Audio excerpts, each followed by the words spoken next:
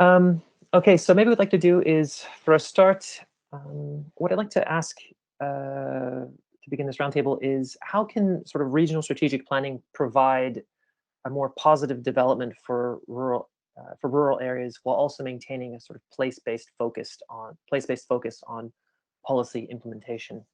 So, for any of you that working on these issues would like to maybe share something for us. I think I'll start, and perhaps Yeah. if Eduardo doesn't mind.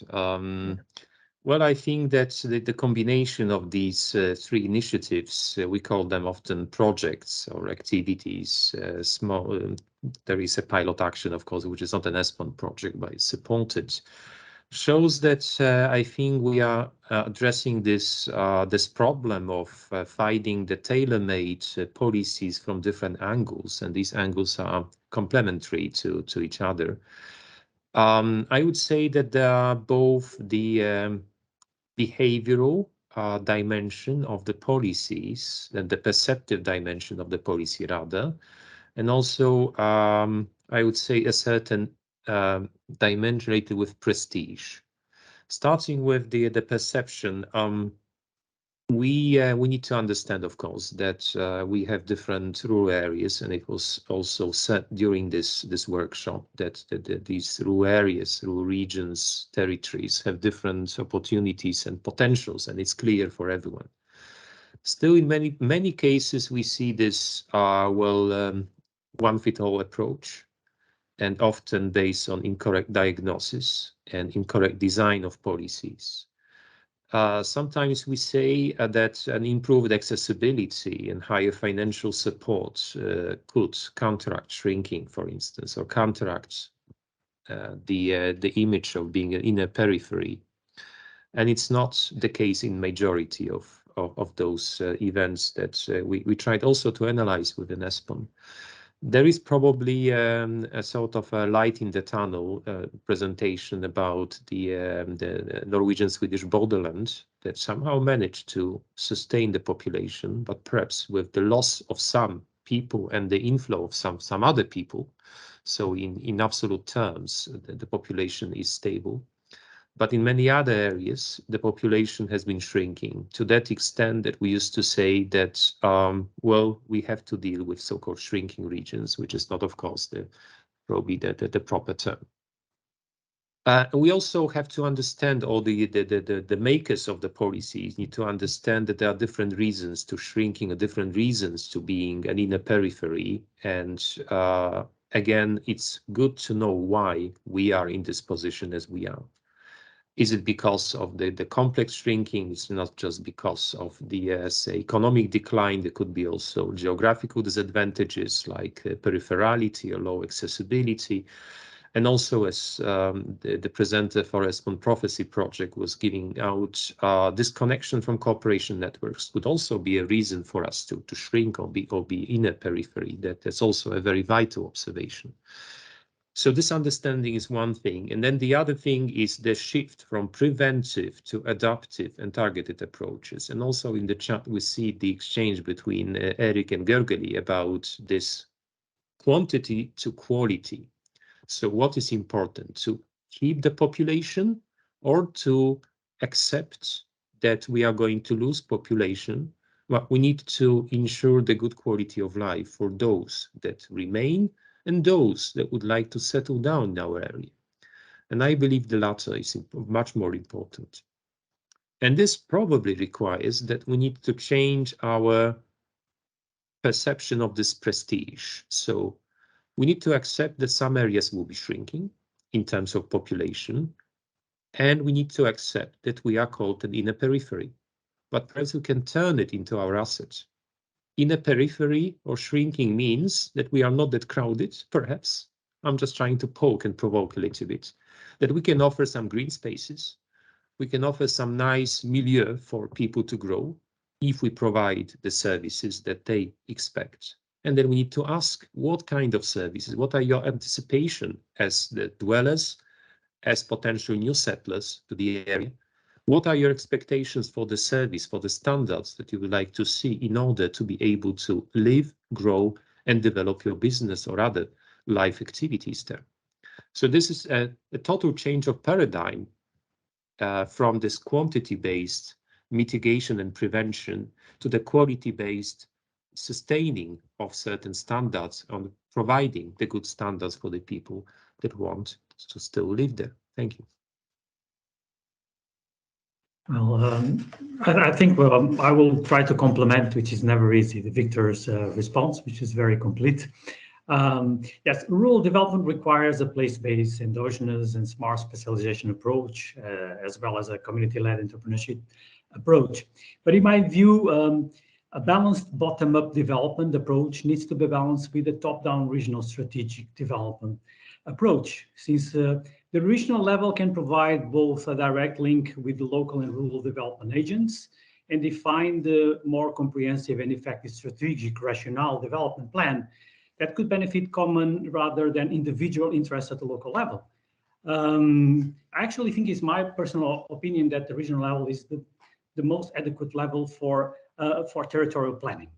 But for instance, it is up to regional level to define the rational consultation of public services in a certain area, and also the regional accessibility connections, and to define the location of the natural protected areas, innovation hubs, as well as sustainable integrated development strategies in urban and rural areas. So we need to have this multi-level governance approach between the regional and the local level for efficient territorial intervention. It is also up to regional level to define the exploration of which are the territorial potentials of the region, to identify the functional areas and territorial cooperation areas, to define the major location of infrastructures like hospitals and airports, and if it makes sense within the national level plan, for instance. And moreover, the regional level, I think it's the ideal forum to involve all these agents from local, from regional, from private, to define the strategy that could foster rural development. So in my opinion, rural development will not work as efficiency without the regional level. That should be the guidance. And here is important, in my opinion, who makes these decisions? Because there has been in past years in the EU and also in academia selling this idea of regions that don't matter. I always found this very curious because if you look at concrete data, and I've studied data on cohesion policy in many countries, and you have these databases in DigiRegio that you can actually get and show where is funding going in cohesion policy. And in most countries, not in all, but in most countries, the regions that actually matter more for financing in cohesion policy in the past two programming periods are the lagging regions. So this is a fallacy. When it comes to money distribution, the idea of regions that don't matter is a fallacy. It's a fallacy that is very well sold within policymakers and even academia. And it's not true. And what is important here is who makes the decisions at the regional level, at the national level. What are the most important projects to be financed? Because if you look in detail at these, a lot of projects that have been financed via cohesion policy, you can actually understand why many regions continue lagging. Because the money is not used, in my opinion, to develop for the common good of the region, but only financing in the interest of private actors that are sufficiently powerful to capture this money for their own interests and not for the interests of the development of the regions. And this is what we should, in my opinion, we academics and policymakers should be maybe trying to get more data. This is probably a challenge to Victor for a project that tries to get where is money being used for regional development, for rural development, and try to understand why Portugal, for instance, and still has 3 of its 7 regions in the group of the less developed regions after almost 30 years of being in the EU. It's something, it is not only Portugal, you look at south of Italy, you look at certain regions in Spain. So this is, I think, what is a challenge here for getting more data to understanding why this happens. Because actually in terms of financing, the regions that don't matter are actually the regions that matter. So this is my comment. And I'd completely agree with what Eduardo was saying in terms of needing a bit of both in terms of the strategic planning. And as I think the example that Björnar was talking about earlier in relation to the development of the cross-border Sweden-Norway initiative, the importance of having a framework that supports place-based bottom-up initiatives. It's good to have a supportive structure there. And it is something, you know, within cohesion policy, as this is the particular focus of this session, that they are trying to be able to come up with more tools and initiatives with the integrated territorial investments and the community-led local development initiatives, both of which aren't perfect and have proved complex to administer. But as they become more tried and tested tools, they have proved quite accessible, I think, for beneficiaries to work with, because they're kind of one-stop shop for kind of an integrated approach to development in a specific place, which is based around a strategy at a more sort of identifiable scale, but it's still got that sort of broader cohesion policy programme framework alongside it. And as I say, I know there are technical difficulties along with it, but it's an interesting example of how the two can marry together, and one that's still sort of growing and evolving. I think one of the question I think that keeps getting raised here is the notion of how these particular projects relate at different levels of government.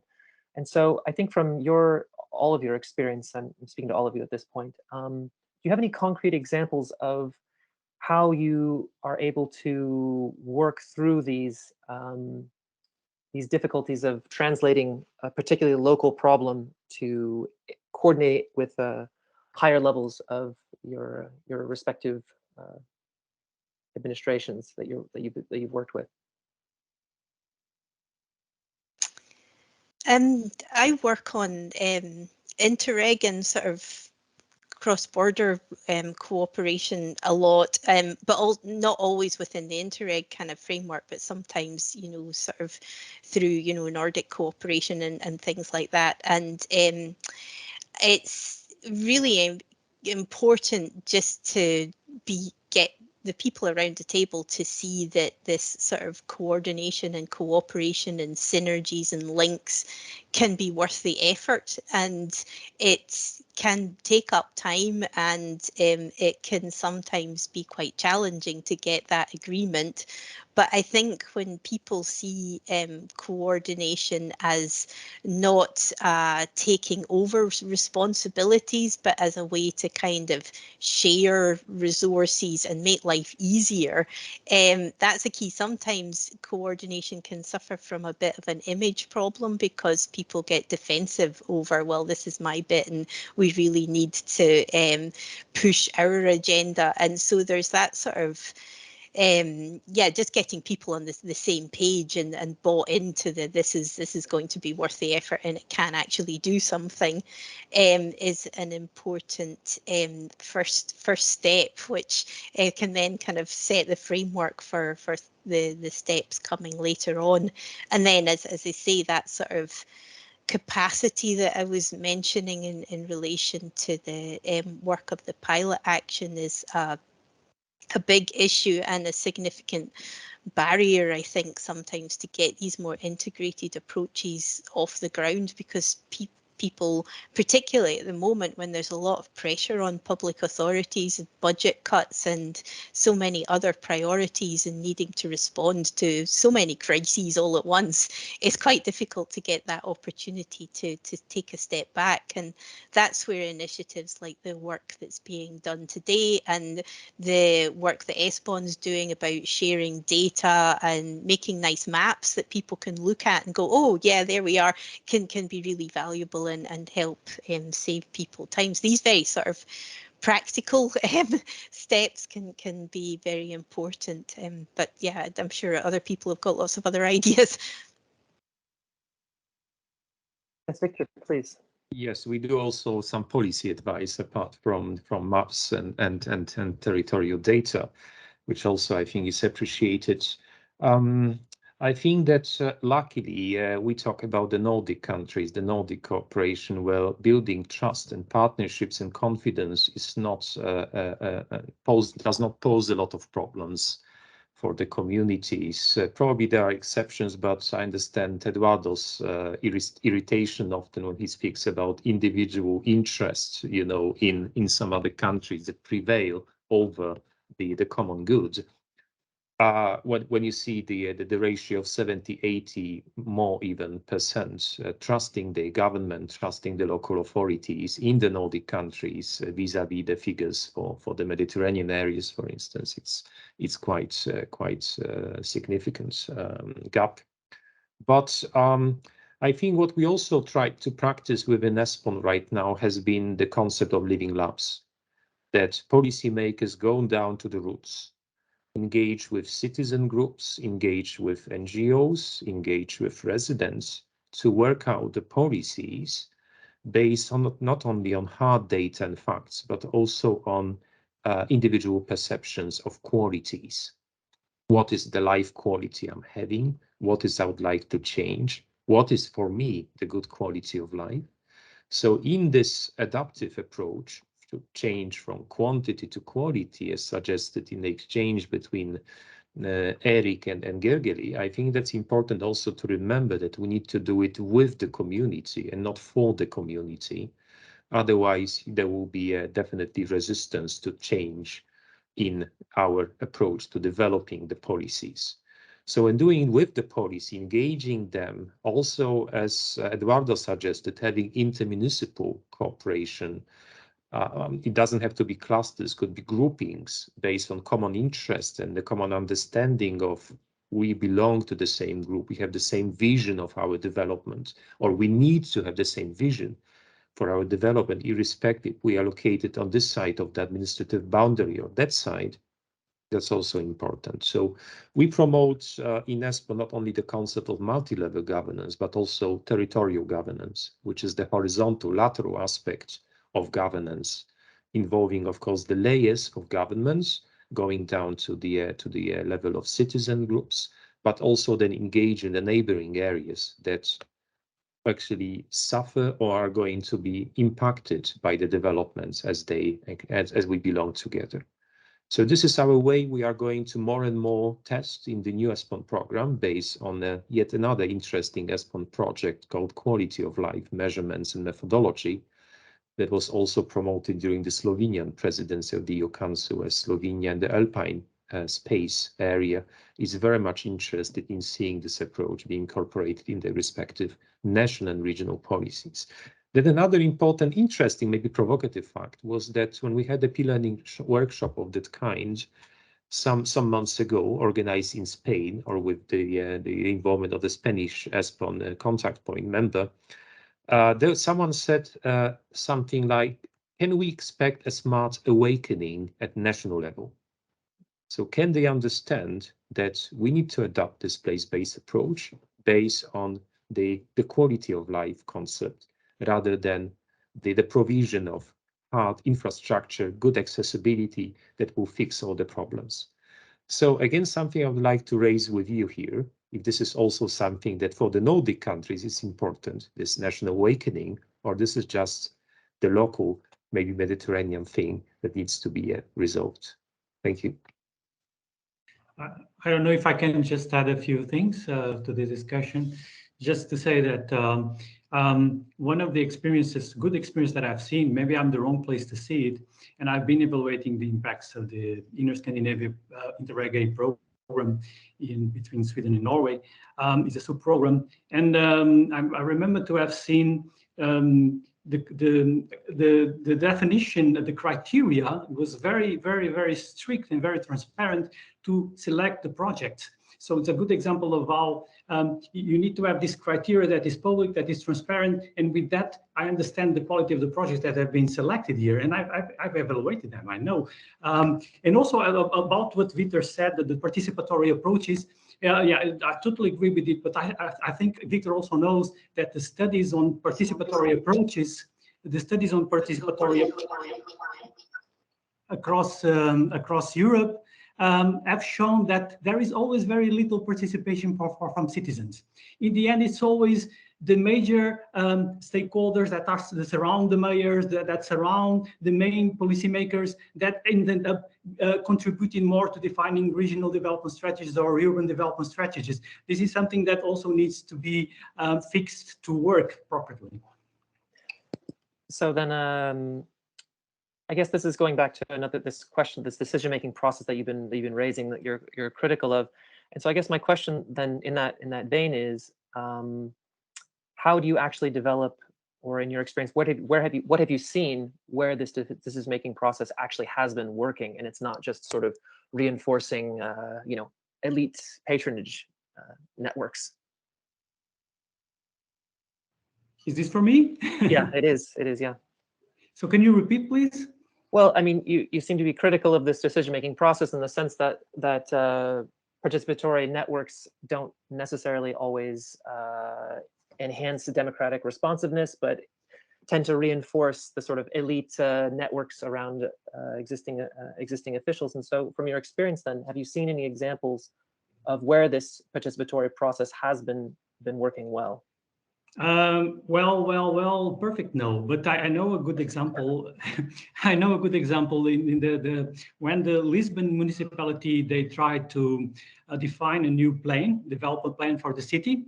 They created this system of participatory approach that included even using international conferences to attract knowledge from other city and academics. They used curiously, they made these cartoons to kids in schools. They went to schools using cartoons to try to involve local schools in this process, which is something I had no idea it was possible to do.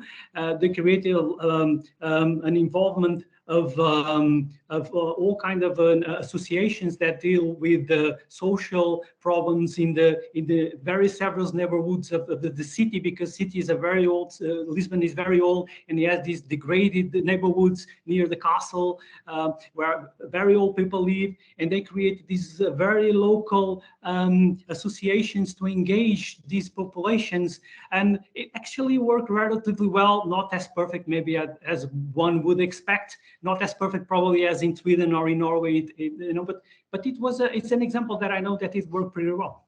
Yeah, I think it's a really important question actually to be raising, because especially when we're talking about rural context, there is the at least superficial perception that there's an increasing sort of maybe not superficial, but in some cases there's the real claims being made that there is an increasing divide between rural and urban citizenry, their values, and what sort of cultural orientations they may have. And this idea in terms of thinking about how to better incorporate that sort of democratic responsiveness would, I think, probably go very far to sort of helping to redress some of these issues in that sense. Another question I have that's slightly related to that actually goes back to this question of the sort of rural-urban dynamic, because the way that we've been talking a lot about these issues today has been very much focused on the rural, while implicitly or maybe explicitly ignoring urban metropolitan regions. And so taking the lessons that we've seen from, say, the small places matter approach, or the pilot action, how might we think about the way in which, in terms of also scaling up these responses, how can we think about the ways in which these actions might foster a more harmonious and mutually beneficial integration with sort of larger urban agglomerations? Sorry, my mouse battery was running low and it wasn't moving as fast as I wanted it to. It's been a long day for it. I think the small places matter kind of case studies, examples, and partners could have a few interesting examples, particularly on that sort of building and operationalizing urban-rural links, and the just really strong interdependence between the two, and particularly with a view to the current situation in relation to changes linked to COVID and things, with more people sort of moving further out and wanting to be more flexible in terms of working from home and things like that. And it's again an opportunity where the examples of maybe smaller places coming together and working together and then interfacing with surrounding nearby urban centres can be quite good, where it's not lots of individual small places working with their neighbouring larger centre. It's a cluster of them and it can be based around sort of shared interests there, and that's particularly important obviously when it comes to planning services of general interest and things like that. And you do kind of tend to associate rural areas with non-urban, but there are the role of big urban centres that are in predominantly rural areas is even more critical than where there's large clusters of metropolitan areas in terms of their role in the territory's development. So building those links could be really important.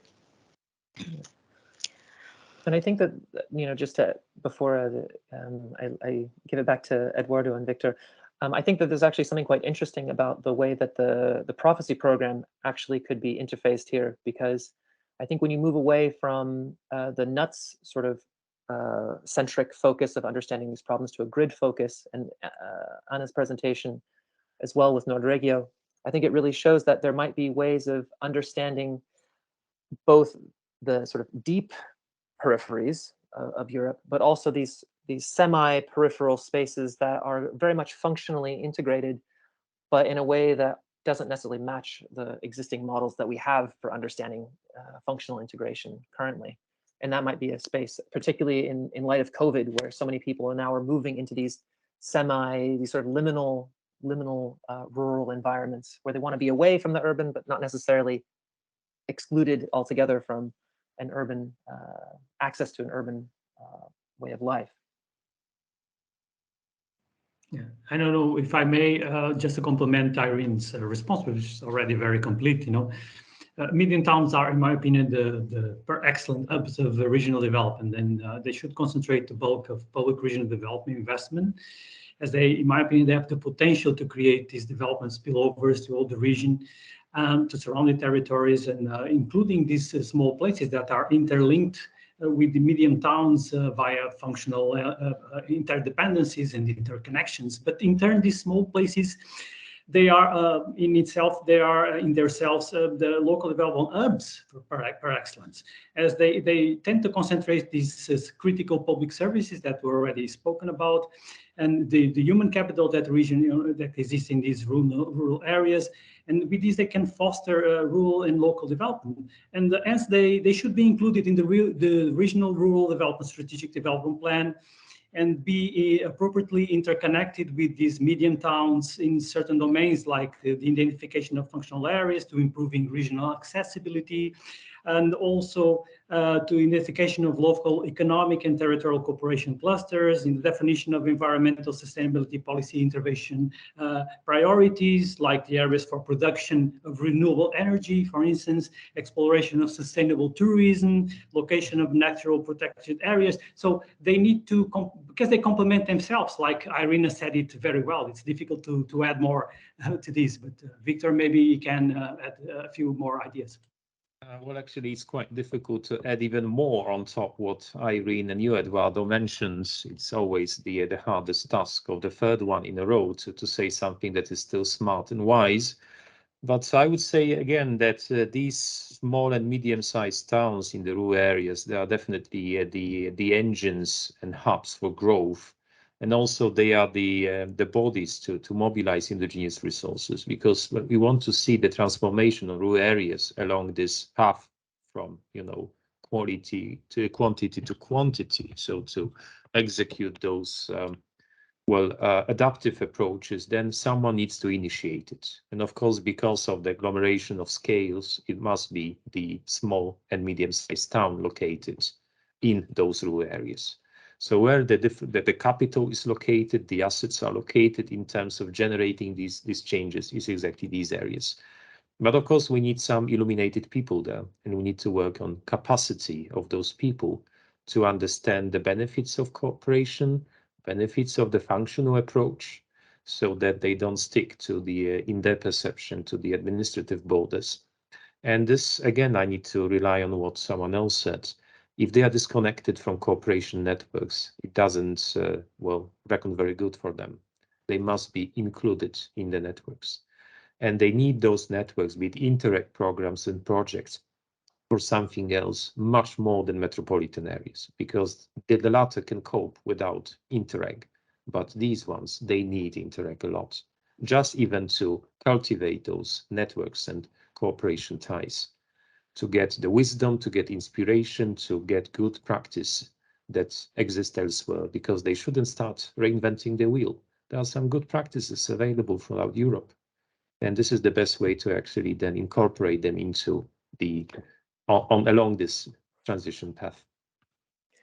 And we have a comment from Michael Cull. He agrees with you, Victor, that on your comment about territorial governance and the quality approach.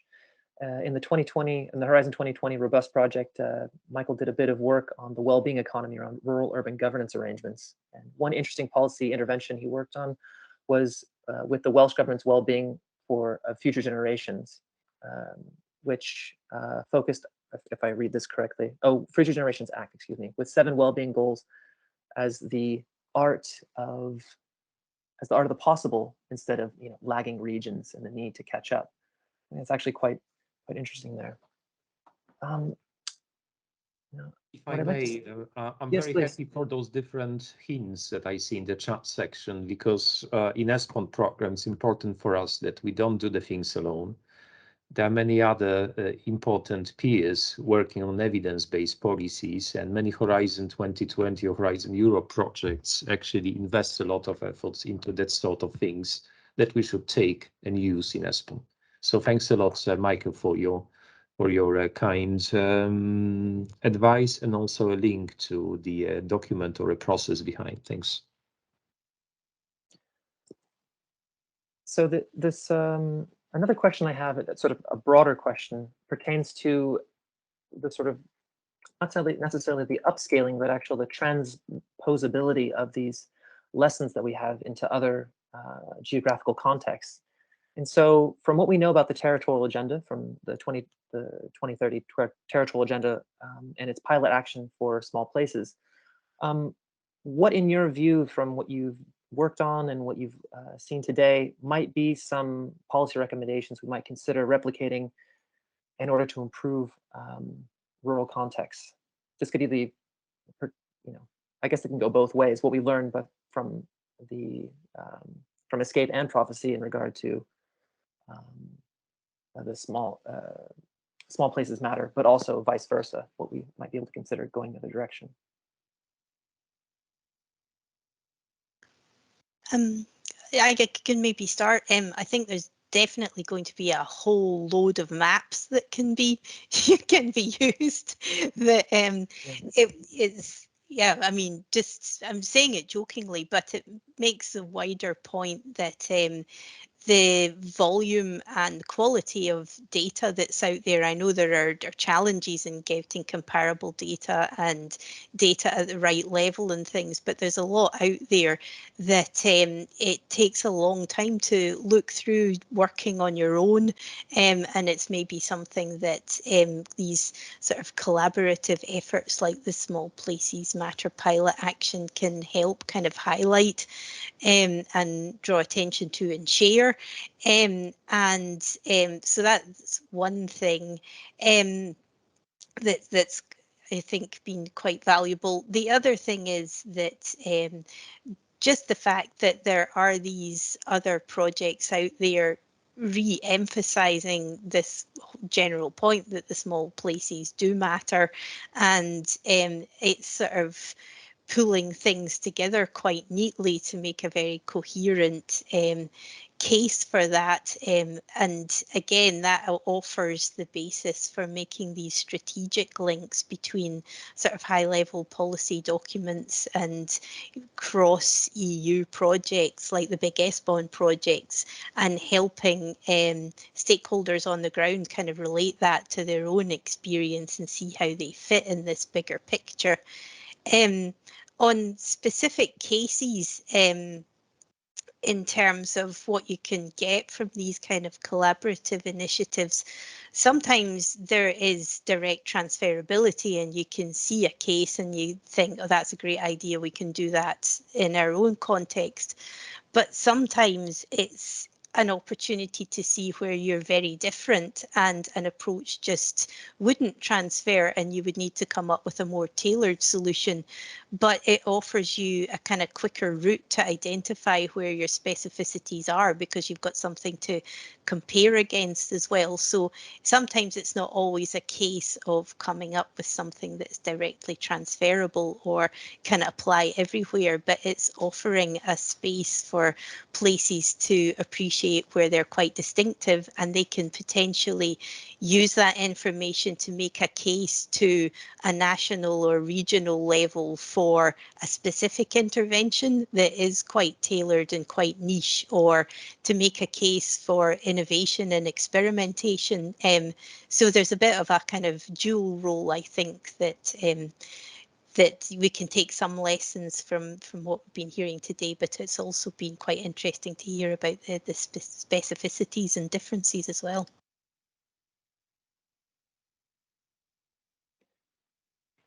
I don't know. Can I? Yes. Okay. I don't know. I've not been following the implementation of small places matter like Irene, so I don't know exactly. To debate more on this question. But I would like to present maybe some personal experiences, because I've been evaluating, for instance, the interact between Sweden and Norway for many years. And one of my experiences as a geographer, I need to go to the places and speak with the people. That's how I met Eric and Bjorn and many people here in both programs. That they know me because I went there. And how can a guy that doesn't have a car crosses the border in where there is no public transportations? So one of the things that I don't know what small places will get for improving the quality of life of people, but I know what I would like to see. And one of the things that I would like to see is that the realization that from politicians is to put them using public transportations both inside their own side of the border and both crossing the border, so that they understand that there is a big problem, not only in Sweden and Norway, but many other border regions, in using public transportations, in accessibility. And this is one of the things I would like to see, is the improving of public transport. And I'll give you an example. In the 25 of this month, I need to return to Lisbon, and I only have one bus that travels from a very important small place that is in Trysil to go to the airport. If I miss this bus, I don't know where am I going. And this is an important city. Imagine if I am in a very, very small location, probably I have no option. So this is a huge problem for persons like me, and this I'm sure it's for persons that use public transportations. But unfortunately, when I make these interviews to politicians, they always told me, I'm not aware of this problem. Of course they're not, because they don't use public transportations. They use public cars. So politicians also should be aware of the problems of the people by consulting, people that actually live on the areas, like Victor said it well. You need to have this coordination, cooperation, resources, skills, capacities, like Irene said, but you also need to contact people and get this participatory approaches that is bottom up, for them to understand the needs for develop the region. So this is my takeaway. My takeaway is that, well, first and foremost, ESPON is going to be involved in a policy lab next week to evaluate the progress of the pilot actions on the territory agenda. Evaluate not in terms of scrutinizing them and giving some rewards for money, because it's not our role, but rather to further advise on what went well in building up the partnerships, What was the power of the pilot actions, transformative power? Can we see this power already, or is it coming? Not in terms that, you know, the small pilot action is going to invest in infrastructure or make it that the infrastructure is there, but in investing in mindsets of decision makers, that they understand that whenever there is an investment opportunity, and even if it's located in the neighboring area, I'm not going to compete for the same investment, because anyway, I could benefit from it by what? This is my role as a decision maker, to identify, to assess, and to make use of. And so because I spent 18 years in Sweden working with different Interact programs and projects, I actually met one politician that said, I'm living in northern part of Sweden. I'm dealing with regional politics, and I would absolutely favor and support investment in a neighboring country on infrastructure, because I know my country, my region is going to benefit from it if I perform my duties well, if I understand the territorial impact, if I can connect to it. And this is the way that also this pilot action should evolve, to make the change in the mindsets of the people that take decisions on investments, on new labor places, on new say business opportunities, and so on and so forth. This is what I would like to see as the result of the pilot actions in the real making of them.